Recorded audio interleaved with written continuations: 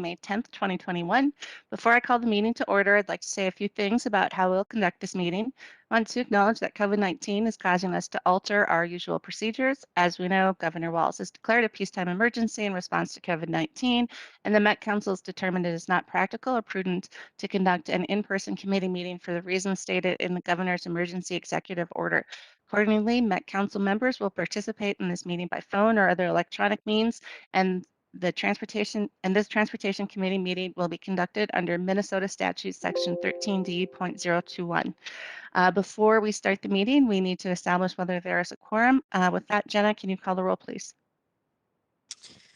Chambliss, I see that you're here, so I'm just stating for the record if your audio doesn't work. It's Chambliss? working now. Oh, Here. okay. Good to go. Cummings, There. Ferguson, Here. Fredson, Here. Gonzalez, Sterner, Zirin, Zirin's here. and Chair Barber. And I'm here. And with that, we have a quorum. So I call to order the meeting of the Metropolitan Council Transportation Committee meeting for May 10th, 2021.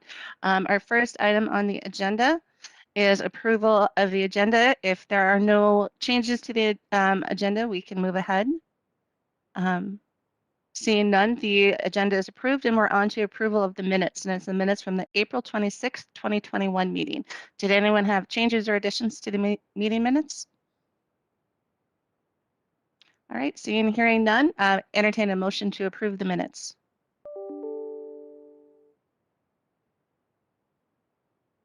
Chambliss approves. It's moved by Chambliss. Is there a second? Ferguson seconds. Seconded by Ferguson. Is there any other discussion? Seeing and hearing none, Jenna, could you call the roll, please? Chambliss, Aye. Cummings, Aye. Ferguson, Aye. Fredson, Aye. Gonzalez, Sterner, Zirin, Zirin's aye. and Barber. Aye. With that, the minutes are approved, and we're on to the TAAC report. We have David Fenley here. Welcome, David. Hello, good afternoon, Chair Barber and council members. David Fenley, the chair of the Transportation Accessibility Advisory Committee. A quick update for you for the month of May. We met on Wednesday, had some pretty robust discussions. The first one being we got an update from the Gold Line. It was a very nuanced discussion. We provided input on one particular station in regards to some communication facilities at that station and also crossing. And we also got an update on another station that we provided input on. And we're pleased to hear that the Gold Line took all of our recommendations, and that would be to put in a fully signalized crossing at one of the stations, something that wasn't in the original plan. So we're happy that they did that based on our recommendations, and really enjoy the ongoing updates from the Gold Line and all of the different projects at that. We had a general presentation from Marketing and Transit Information Equity and Inclusion Group at the Met Council. And they requested that we put together 3 or 4 of our TAAC committee members to form a work group to work directly with them on a more broader outreach plan to folks with disabilities. So that has initially been set up, and look forward to doing some more work with that department in the Metropolitan Council. On a more broad note involving work groups and subcommittees, it's something that I'm trying to have happen more often on TAAC. I want TAAC members to feel a little more invested, and also to feel a little bit more utilized, I would say, by both our committee and also the broader Met Council. So it's something that we have a couple of them going right now, which I like. It's work group subcommittees isn't something that had been fully utilized by the. We haven't had a lot of them in TAAC in the past. So it's nice to set those up and work a little bit closer with folks at the Met Council and Metro Transit. And then lastly, we had a nice nice robust discussion about the Senate's it was a legislative update, but we spend the majority of the time talking about the budgetary issues that the Senate seems to be proposing for Metro Mobility and Metro Transit as well. So it was good to hear from Brooke Bortson on that. I'm sure you know what TAAC's position would be on reducing the budget to what the Senate wants it to be reduced to. So we provided some feedback on that and also let Brooke know that if there's anything that you all or your legislative team requires from us, to definitely let us know. That is all I have for you today. Thank you, Chair Barber and council members. Happy to answer any questions. Thank you, David. Are there questions from council members?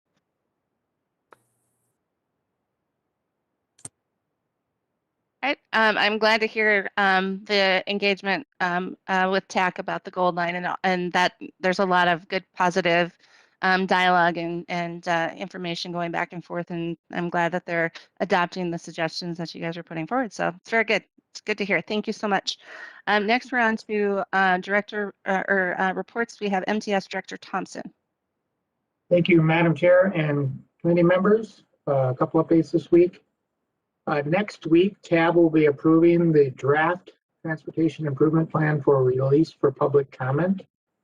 This is the public comment portion that will begin. It will begin before this next committee meets again. So I wanted to announce that the public comment will be open through July 6th.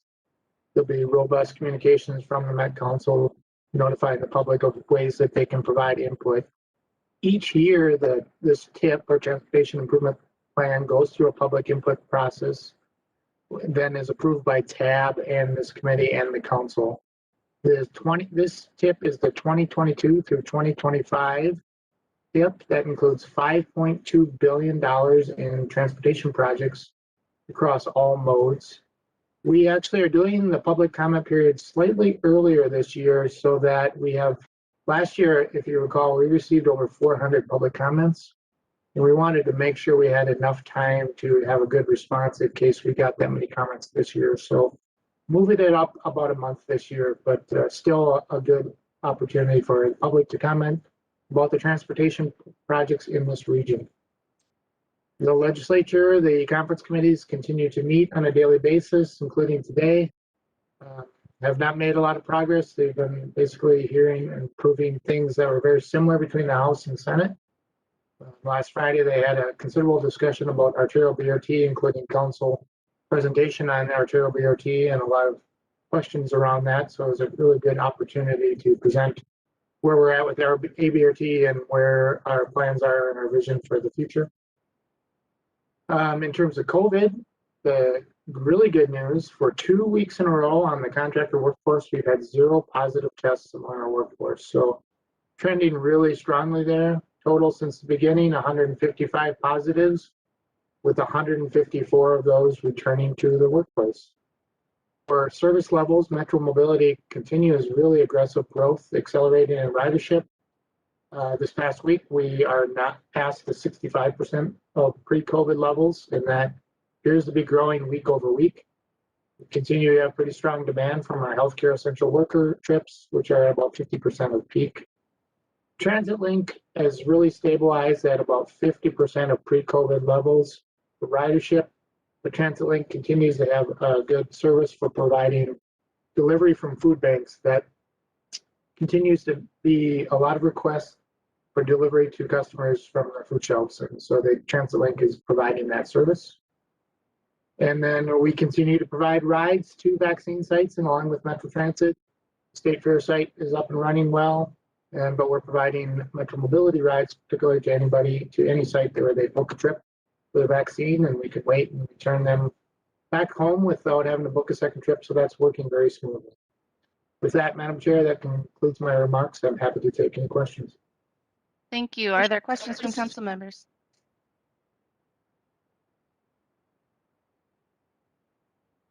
All right. Thank you, Nick. Seeing and hearing none, we'll move on to General Manager Koistra. Thank you, Madam Chair. My report will focus almost entirely on COVID matters this afternoon. So first of all, Metro Transit now has a total of 425 employees who've tested positive for COVID since the start of the pandemic. We've had 13 employees test positive since our last meeting on April 26th. And once again, we are not seeing any hotspots or patterns or experiencing any operational impacts due to the positive cases. With respect to the mobile vaccination unit that Councilmember Bento spoke about, the last committee of the whole, the mobile vaccination unit buses that we developed in partnership with the Minnesota Department of Health are operating now 4 days a week with up to 4 buses each day. The first outstate vaccine bus caravan will start next week in central Minnesota communities of Long Prairie, Clarissa, Bertha, and Staples. So I just want to mention that we're thankful that operator James Yang and assistant manager Mary Johnson eagerly volunteered, I'm told, to represent Metro Transit on this trip and this important work out to outstate Minnesota. In terms of the governor's announcement on ending many of the COVID restrictions, with the announcement of the governor's plans to significantly turn the dial, we're in the position of a transition that we had been anticipating. This is not an unexpected change. We assumed that restrictions would be loosened up by early to mid summer, and that the larger impacts on travel would be more fully realized in the fall after Labor Day. In our conversations with downtown businesses, this assumption still seems to be holding true. They still seem to point to post Labor Day as when more businesses as usual, or at least as post-COVID usual, will start occurring. The greatest impact of the governor's changes may be on transit vehicle capacity limits.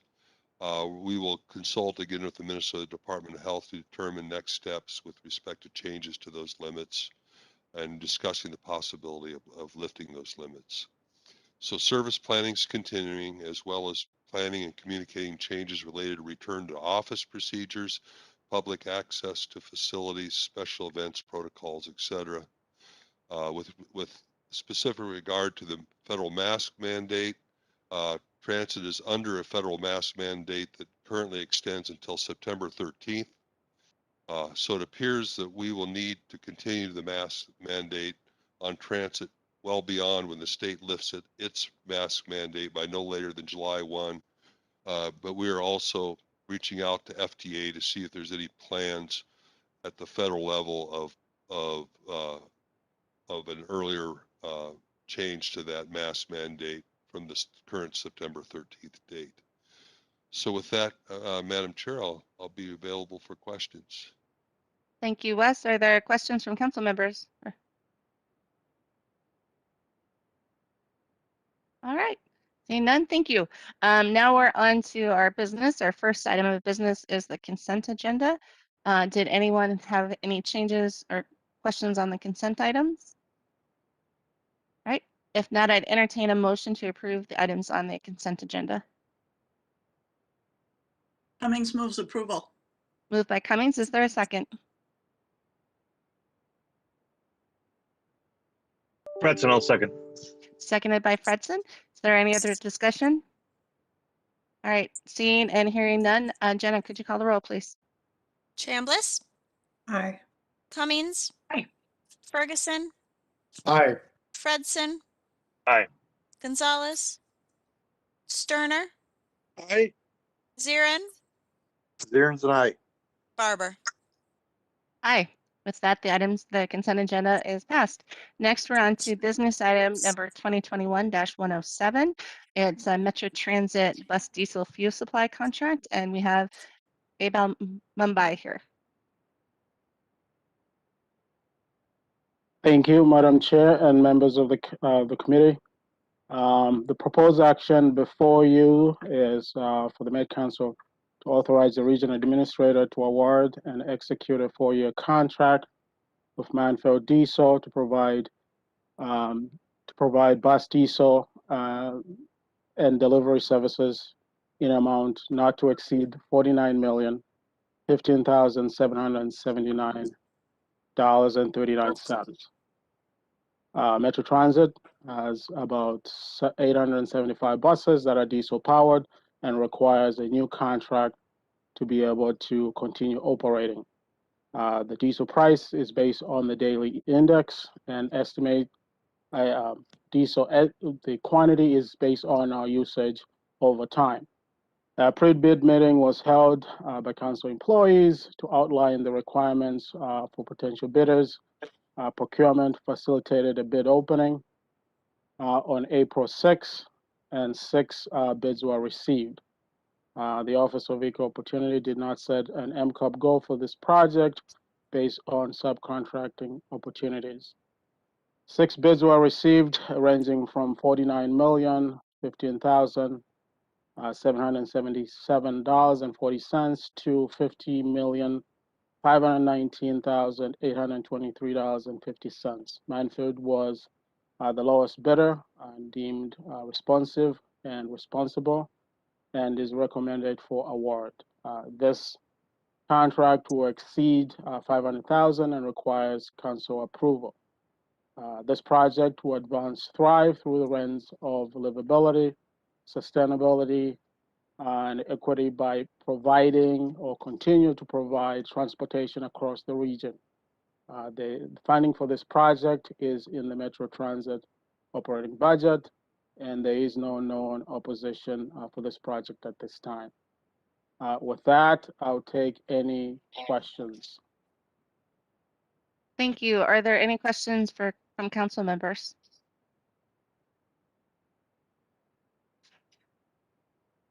All right, So seeing, that oh, company is, sorry. go ahead, Councilmember Chambliss. Yeah, that company is in Dallas, correct? Is that Dallas, Texas, Gainesville? Yes. Okay. All right. At some point, and this is probably a question for Chair Zell, and that is the lowest responsible bidder. I'd like to know if we are always looking at the lowest responsible bidder, what the profile of those companies look like in terms of size and demographics.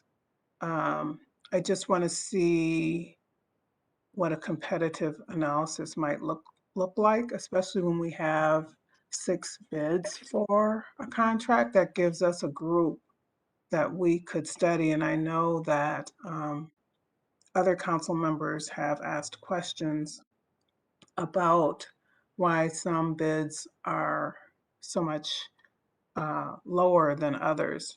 So if we could look at that in the future, I think this would be a great group to look at.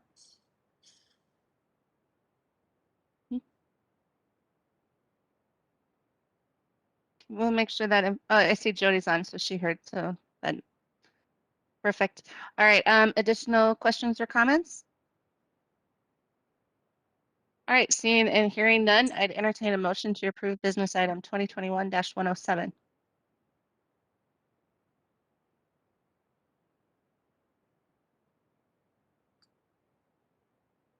Move approval. Cummings.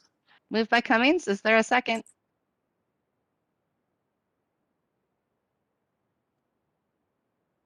Seconded by Zirin. Seconded by Zarin, is there any other discussion?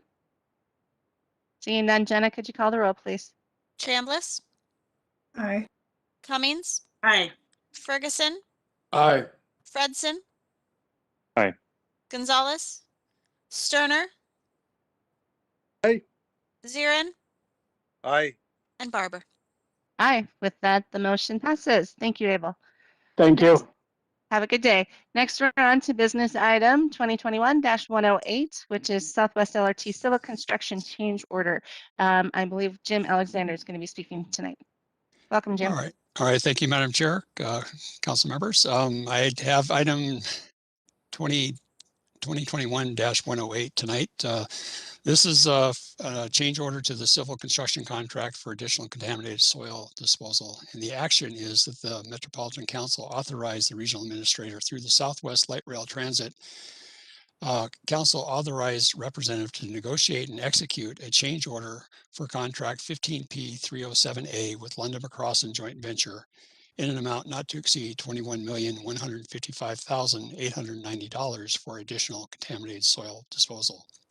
So the background on this is that we originally had about 850,000 tons identified for contaminated soil disposal on this project. Since contract award and working with our contractor LMJV, determined that we need to up that by another just over 900,000 tons for the contract. And the reason being is that we've encountered more soils that fall into that contaminated soil classification along the railroad corridor as we've starting to open things up. And these last two items on the business item are kind of coupled together. Frankly, the numbers in the original contract bid documents were underestimated. And a lot of challenges had to do with the linear corridor, 14.5 miles, and not a lot of areas where you can store materials and reuse them, because some of these contaminated soils could be reused, and the contractor is doing that where they can. But there isn't just a lot of opportunity to stockpile soils, and so those need to be hauled away. And so it's also just relates to the suitability of those materials as well, whether they can be compactable, because they might be too wet, for example, to be able to compact them into a proper order.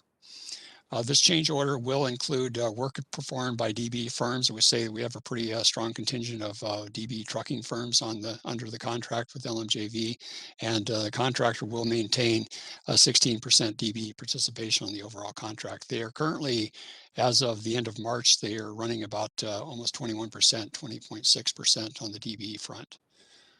So, Madam Chair, I'll be glad to take any questions. Thank you. Councilmember Chambliss. Yes, thank you, Chair. I'm curious about the contamination source.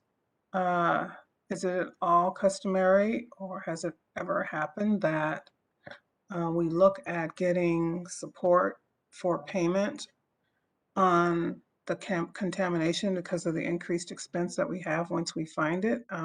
Do we get compensated for that, or does that have to come through a grant? Yes, ma'am. Directly? Yes, Madam Chair, Council Member, that actually would have to come through a grant. We actually have some ERF funds through the county that are paying for some of the contaminated soils, but we have essentially a formula set up for this project in terms of how much money we're getting into the project to pay for things, and that's been settled as we got into the FFGA. Okay. All right. Additional questions Madam from Chair. council members? Madam Chair, this is Raymond Zirin. Councilmember Zarin. Thank you, Madam Chair. Mr. Alexander, just a basic question here. If we're hauling out 853 tons of contaminated soil, what are we hauling back in, or is it just a net loss, or just, and where does that get made up from? Just a general question here. Sure. Well, that's going to, Madam Chair, Councilmember, that's going to be a little complicated. I don't know if I'll be able to fully answer that. I didn't have those quantities handy in terms of what's coming in, but we have all sorts of different type of materials being brought in. There's class 5, which is sand and gravel mix that goes under roadways. We have ballast that goes under the railroad, under the LRT tracks. There's all sorts of different type of soil material that come into this project. I think when we're looking at any project, it's ideal if we can balance what comes in, what comes out. And, you know, if you're working on a project, say, at, let's take the stadium, for example, one location. That's easier to do because the contractor is able to stockpile in one part of the site and maybe reuse those soils. In this case, we're 14.5 miles, and it's rather difficult to, if you're working on something at Southwest Station and wanting to use that fill that was there that was excess over in Hopkins, that's a little difficult to time everything to make sure that that can work out from a timing perspective and just the hauling costs.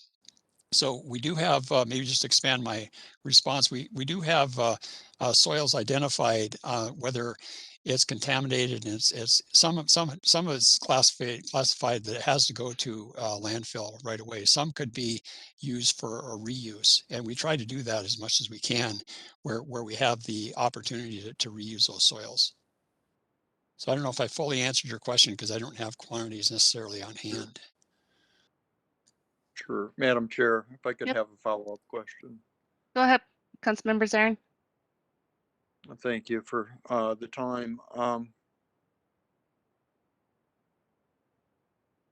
Well, it's I'm sorry, my question just left me. Well, I saw Councilmember Chambliss had her hand up, so if you think of it again, just let me know. So Councilmember Chambliss. Thank you. Yeah, I totally relate because I had to kind of reformulate my thoughts too. So my question is related to the reporting when contamination is found. Is there any reporting that happens when we find soil that is contaminated? How do you find out how far the contamination is beyond the project? Or is that for someone else to look into for trending and tracking? Sure, Madam Chair, council members. So that is all tracked.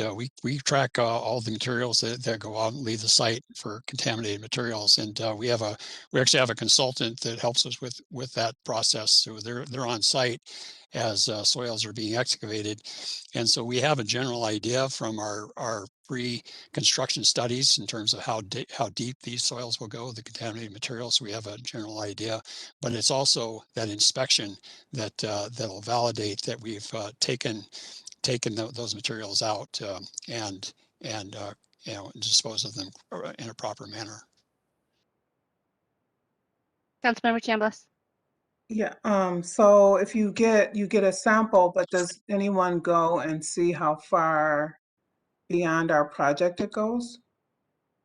Madam Chair, council member, I probably should clarify, we're not necessarily taking out more contaminated soil than we need to. So for example, if I'm building a retaining wall that requires a footing so large, I will take that much out for that construction. The contaminated material could extend further on beyond the site, and it's not our responsibility to remove that. That's something we worked out with the MPCA before we got into construction on this project. Okay, but So is MPCA notified? yes, we work hand in hand with MPCA on our project. So hopefully I had something on my mind I was going to give you, but I just lost it too. So maybe I'll come back in a minute. It's the COVID brain. Yeah, it's COVID day. Okay, thanks. All right, Councilmember Cummings. Thank you, Madam Chair. Just more of a comment than a question. Yeah, I have been on both sides of the table with the project. So having been on the council and then Mayor Hopkins, I was on sort of the Hennepin County finance side, and now with the Met Council, I'm kind of on the execution of the project side.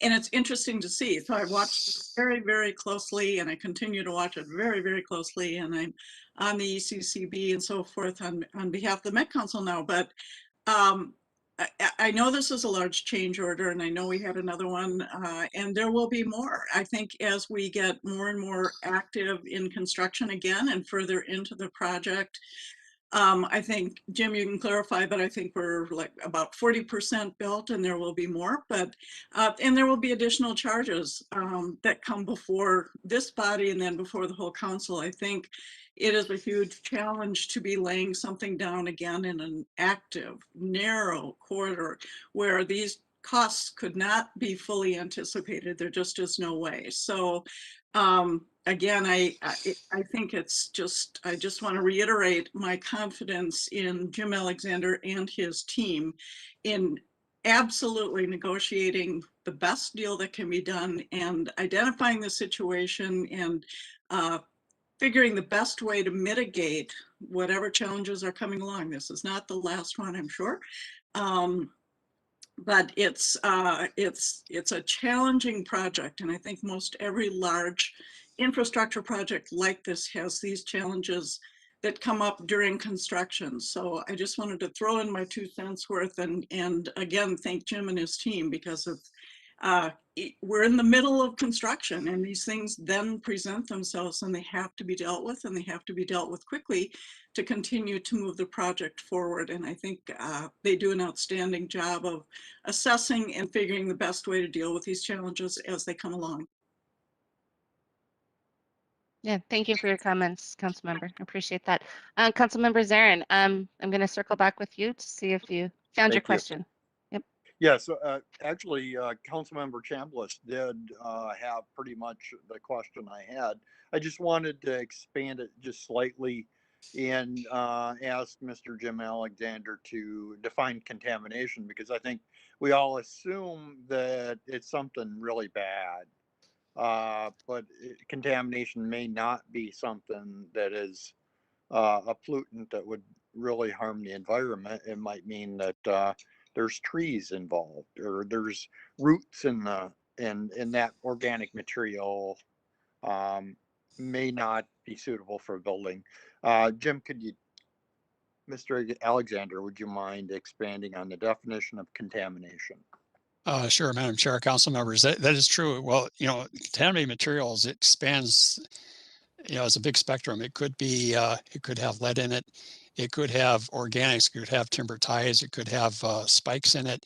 It could have, other railroad debris that we just can't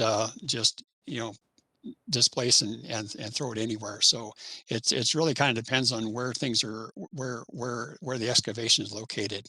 There are some contaminated, real contaminated, where there's chemicals, there's lead, asbestos in the soil. In other cases, it could be organics, like roots, timbers, other debris that's in there. Kind of depends on where you are.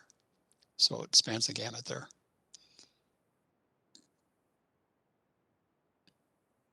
Thank you. Additional questions or comments from council members? All right, seeing and hearing none, I'd entertain a motion to approve business item 2021-108. Cummings moves approval. It's moved by Cummings. Is there a second? Fredson, second. Seconded by Fredson. Is there any other discussion? Seeing and hearing none, Jenna, could you call the roll, please? Chambliss, Aye. Cummings, Aye. Ferguson,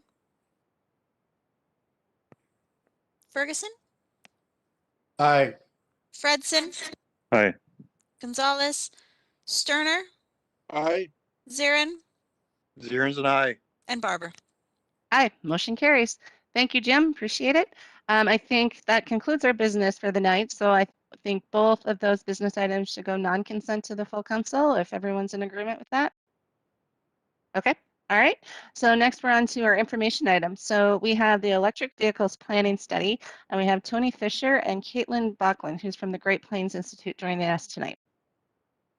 Chair and committee members, it's nice to be with you today. My name is Tony Fisher. I'm a highway planner in MTS. And this is a project you might have seen in our work plan. The timeline generally follows the 2021 calendar year. And we have hired Great Plains Institute to help us with this study. Caitlin is managing the project for Great Plains. And she's going to share with us some background on electric vehicles in general, a little bit about our planned scope with this project. And then we have the intent to return in the fall with draft strategies to accelerate the adoption of electric vehicles and wrap up the study by the end of the year. But Caitlin is going to present today, so I'll let her take it away. Great, thanks so much, Tony. Good afternoon, Madam Chair and council members. It's great to be here today, and we can advance to the next slide. I'll kind of talk to you about what we're going to be talking about today. So just an overview of the presentation. I'll talk a little bit about, just some EV 101 to make sure that you're all familiar with the topic, and then talk more specifically about how our EV market is looking today, what's needed to scale electric vehicles, and then talk more specifically about the planning study that Tony referenced. So next slide. All right, so just so you all are aware of, when we're talking about electric vehicles, we really mean the kind that plug in. And so we're not talking about your traditional hybrid electric vehicle that you might think about, like a Toyota Prius, for example. It is true, it has a portion of its motor that is electric, but it's only fueled from braking. It's not fueled by, plugging into anything. So for the sake of this presentation, we're talking about 100% electric vehicles, which are all electric, battery electric vehicles, and then plug-in hybrids that have both an internal combustion engine as well as an electric motor, but they do plug in to get fueled. Next slide. So while we're talking about electric vehicles today, they offer a swath of benefits for individuals and the public at large. So we're talking about greenhouse gas emission reductions, zero tailpipe emissions from battery electric vehicles. I'll talk more about that in a minute. It also helps meet state climate and energy goals. There's less maintenance as well, which means more dollars in your pocket, whether you're a consumer or a fleet. And in general, it's just fun to drive, it's smooth, there's no acceleration lag, and it's quiet. So if you haven't test driven an electric vehicle today, I highly recommend it. We can go to the next slide. So if you don't know already, the transportation sector is the highest emitting sector of greenhouse gas emissions, both in the US and in Minnesota. So if we look at the next slide, which covers Minnesota greenhouse gas emission reductions, you'll see that for transportation, which is that first column, there was a little bit of a change from 2005 to 2018, but there is just an incredible amount that we could still reduce. So in that same time period, electricity generation reduced 29%. Meanwhile, you'll see that there was a big increase in industrial, residential, and commercial. And so we need to kind of balance across the board and reduce emissions where we can. And there is just a great opportunity to do that within the transportation space. So on the next slide, this presents what that opportunity looks like in terms of greenhouse gas emissions. And so when you're looking at just one electric vehicle, even if you're charging it on a traditional electric grid, such as the one in Minnesota, no matter where you are in the state, you'll see that when you're going from a gasoline vehicle to an EV charged on the grid, there is a significant reduction in carbon dioxide emissions, as well as NOx and particulate matter. And then if we charge that same vehicle on a grid that's solely charged with renewables, it's even more drastic. And so that kind of presents the opportunity that we have just for one car. And on the next slide, you can see kind of the same analysis, but it's just a little bit different because it teases out the percentage that is due to driving or fuel combustion, fuel refining, fuel feedstock production, and vehicle and battery manufacturing. So even accounting for all of those things, electric vehicles still offer really great greenhouse gas emissions. So you might be thinking to yourself, well, we looked at one car, but what about an entire fleet of cars? So when we go to the next slide, you'll see this table kind of presents that opportunity looking at where Minnesota could go. So let's say on Xcel Energy's 2025 grid mix, which from previous slides, we saw offers a significant reduction in greenhouse gas emissions just from one vehicle. And we take that and we say, okay, if our light duty fleets had 5% electric vehicles, that equates to 91,000 electric vehicles. That means you have 364,000 tons of carbon dioxide that you could reduce annually. And of course, if you increase that percentage of EV adoption in the passenger fleet, that reduction continues to be magnified. Similarly, if you're also greening the electricity grid, you can see how the impact that that has on the overall carbon dioxide emission reduction potential. So we can go to the next slide. I also mentioned that there are some maintenance savings, which means more dollars in your pocket. And so this slide kind of covers that. You'll see on the left here, you have the maintenance schedule for 2016 Chevy Cruze, which is a gasoline vehicle. You can see all of the maintenance suggested for that vehicle. And then on the right, you can see the maintenance suggested for a 2017 Chevrolet Bolt, which is an all-electric vehicle. So really what they're suggesting is rotating tires, replacing your air filter, and then draining and filling coolant circuits. And really that's it over the life of the vehicle. That's all the maintenance that you would expect. So it saves a lot of time and a lot of money. So we can go on to the next slide. Now we're going to start getting into more of those EV basics, EV 101. All right, so you're probably mostly familiar with light duty electric vehicles because you see those on the road pretty frequently, especially Tesla. I'll just say that nearly all new battery electric vehicles today have ranges over 150 miles. So that means they really lend themselves to a lot of different use cases, including commuting, road trips, car sharing programs, Uber and Lyft driving, and others. There's only one vehicle that I know of, which is the Mini Cooper, that has a range less than 150 miles. And so we're just not seeing ranges these days that are less than that. Regarding charging, you will, of course, need to plug into an outlet or a charging station to fuel up your vehicle. There's 3 main levels here.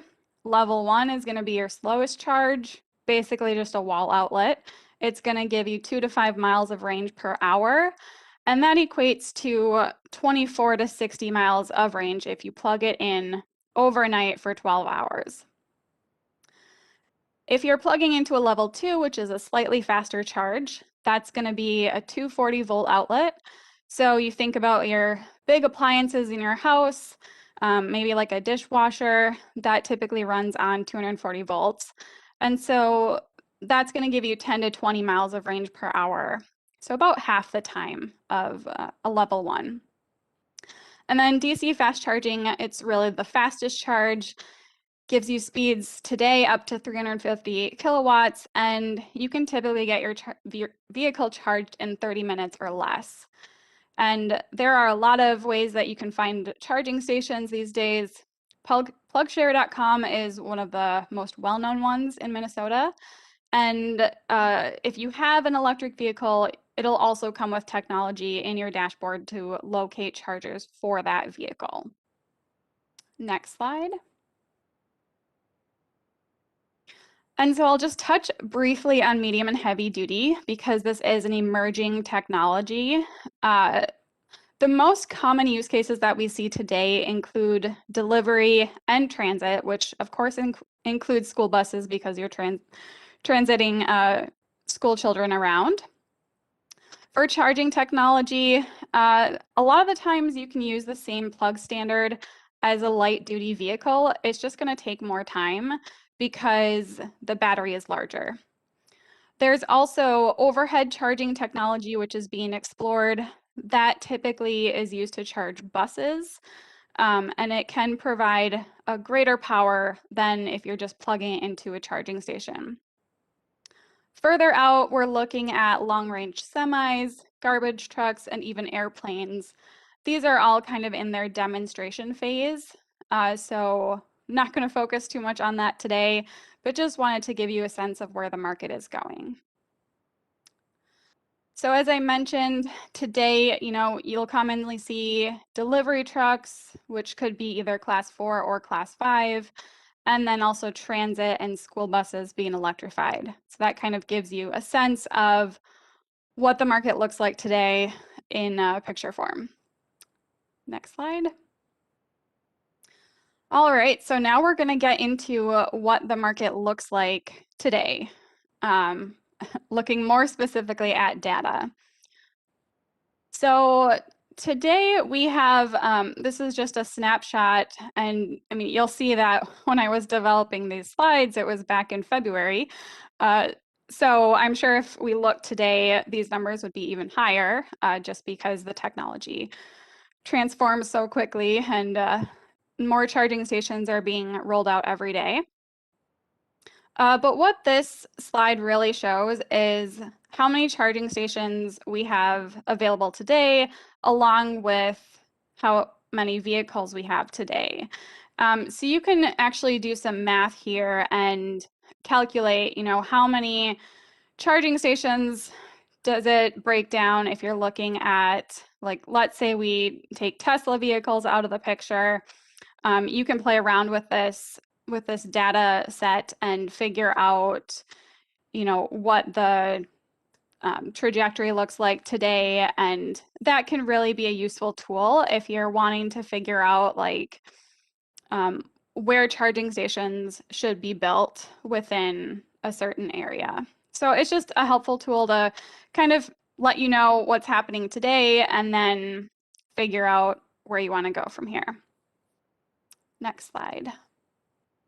I also want to point out that the Volkswagen settlement that the MPCA is operating, that aims to fund 39 new charging stations just as part of phase 2 along these corridors that you can see pictured.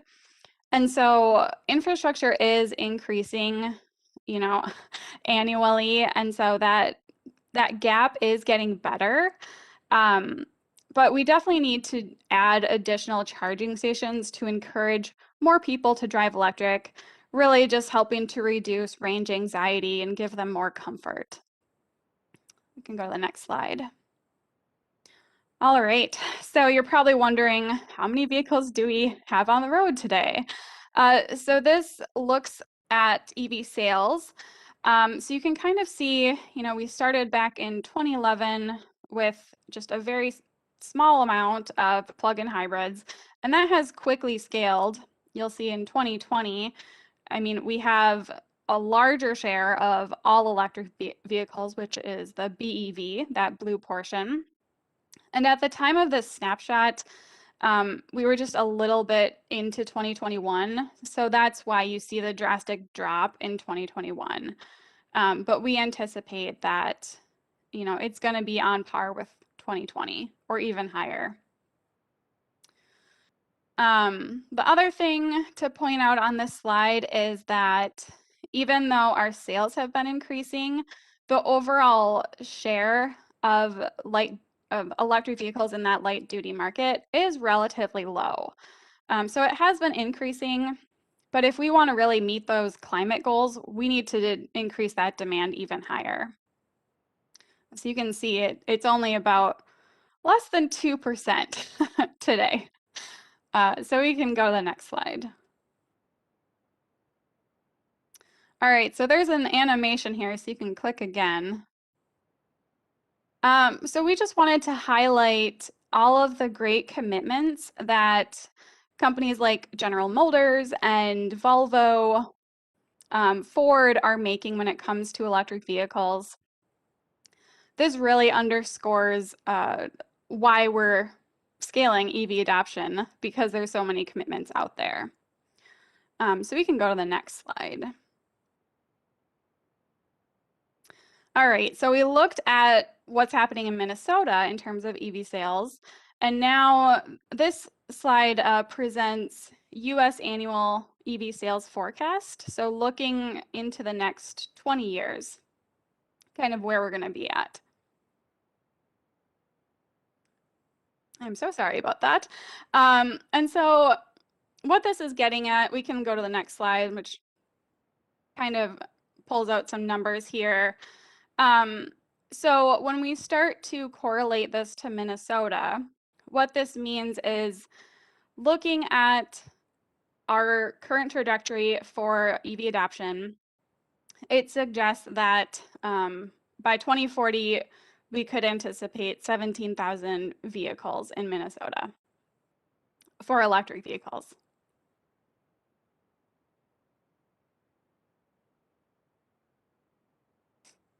I think my air in here is just very dry, so I apologize if my voice is getting scratchy. We can go to the next slide. And then, yeah, this just breaks it down even further, so you can see kind of what it looks like when we're correlating US to Minnesota sales. It's really 7% of sales by 2040.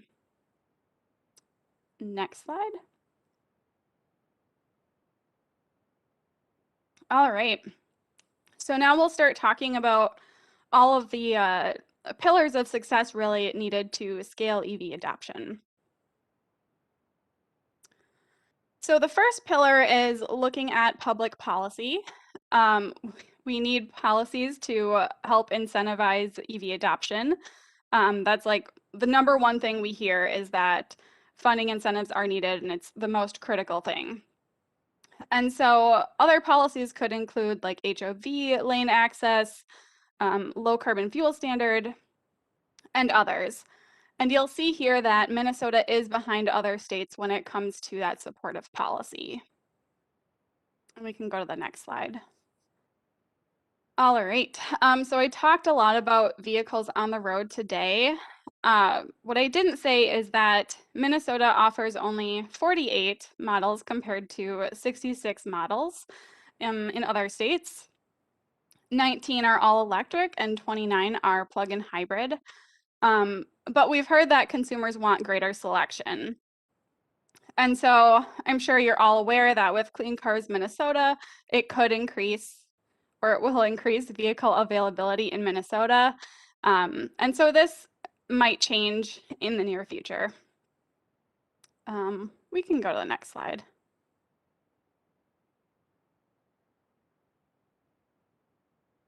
All right. So then when we're looking at charging stations, another thing that we hear very frequently is that we need more charging stations. Again, just wanting to make sure that there's no range anxiety for people thinking about an electric vehicle, wanting to provide that greater comfort to travelers. And then also, if you're located in an apartment complex, for example, a lot of the times you won't be able to switch over to an electric vehicle simply because you don't have charging at your apartment or in your parking lot. And so adding more charging stations into public areas, into workplaces, can really reduce that range anxiety and help more of those tenants get into electric vehicles. Next slide. There's also utility EV programs. So you might be following what's happening at the PUC, Public Utilities Commission. There's common programs there, of course, that they're encouraging. And so a lot of the times what we see here are utilities helping to deploy charging infrastructure, supporting that fleet adoption for electric vehicles, and then also specialized rates and educating consumers.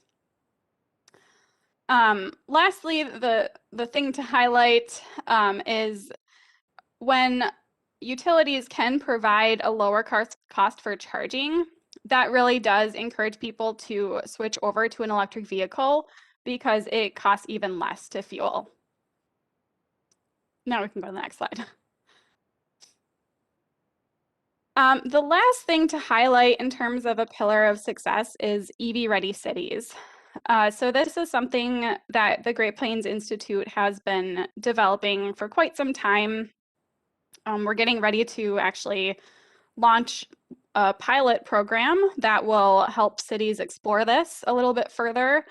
But it really comes down to these 5 different things: policy, regulation, administration, programs, and leadership. And you can read the full detail on this slide. But this is just highlighting that local governments are definitely needed to help increase EV adoption across the state of Minnesota. All right. So then next slide, and we can advance one more. So as Tony talked about at the beginning, our planning study is really looking to dive in deeper for the Met Council region on electric vehicles. And so we are going to be identifying strategies that accelerate EV adoption in the Twin Cities as a way to guide future investments and policies, inform the 2040 Transportation Policy Plan, and we're hoping to have everything wrapped up by the end of this calendar year. Next slide. As part of this study, we are doing significant engagement with several different components. And so we have a technical advisory committee consisting of a lot of different stakeholders. We'll be reaching out to fleet managers as part of a fleet analysis that's part of the study, interviewing equity groups, and then we'll also be holding a webinar toward the end just to inform a broader population. And then I think my last slide is the next slide, just some planned outcomes here. So we're going to be producing a white paper that will provide more detail on what I just covered under this presentation. We'll talk about data analysis, fleet analysis, EV use cases. We're looking at charging needs, kind of what's happening today and what that gap looks like and where we need to scale. And then lastly, identifying and recommending strategies to really help the Twin Cities scale EV adoption. And so everything will be packaged into a summary report and presentation. And with that, I can take any questions. Thank you, Caitlin. Are there questions from council members? The council members. Councilmember Chambliss. Councilmember ahead. Zarin, go ahead. I deferred Chambliss. All right, Councilmember Chambliss. Oh, it's more of a comment that I'm really glad that we're doing this study. As most of you know, we got a lot of calls about why our entire fleet of electric buses wasn't. Our entire fleet of transportation buses was not electric, and the challenges that we had with the charging stations, and I think, as you said, it's not the exact word, but the anxiety around not being able to get charging when you need it is so important. And now we can say that for those people that are so in the legislature and in our constituency base, that we have a study. We are looking at the usage and increasing usage of electric capabilities. So this is wonderful to be able to tell them about what we're doing. Thank you, Councilmember Chambliss. Councilmember Zarin. Yes, thank you, Chair Barber. A few things I wanted to bring up here. Of course, I'm totally into car charging. I'm into electric vehicles. Most people know on the council I'm an electrician, so I get jazzed up about this stuff, right? And I have to give myself some praise here because I'm installing a car charger on the Gunflint Trail, and that'll help some people with some range anxiety. I'm sure people will be able to pull up the share plug app and say, I'm going to that lodge because they have a level 2, a top end level 2 charger there, and they'll be able to enjoy the Boundary Waters canoe area. I wanted to bring up that dishwashers don't use 240 volts. Maybe talking about the range outlet or the dryer outlet would be more appropriate with that. Typically, when I'm doing a residential install, I'm basically putting a range outlet in the garage for the Tesla owners. If they're non-Tesla, they tend to have something that's hardwired. But I would like to give staff a little direction. If we could have staff look at how cooperatives, electric cooperatives, could be part of the solution to helping people who live in apartments adapt EVs, because it seems to me a cooperative is a membership, and people that live in an apartment could still be a cooperative member, have a cooperative membership. A electric cooperative could put in the infrastructure and public spaces and provide, some technology there to be able to connect on the back end using the phone and be able to use the member number I think there's a solution there, and maybe there's a lot of moving parts there. But if we could come up with an analysis that says this is feasible or not feasible, I think that could be a good direction for folks to go. And thank you for the time, Chair Barber. Thank you, council member. And all I could envision was this electric cooperatives in my favorite topic of mobility hubs somehow. Be a great way to kind of build something like that. So council members Aaron, or Sterner, pardon me. I thought I saw your hand up. All right, thank you, Chair Barber. I just want to maybe make some comments and observations. So I am an electric car owner. I own a Chev Voter 2013 model where it does have a 40-mile range, but mostly that's adequate for me. And my son bought a vehicle as well.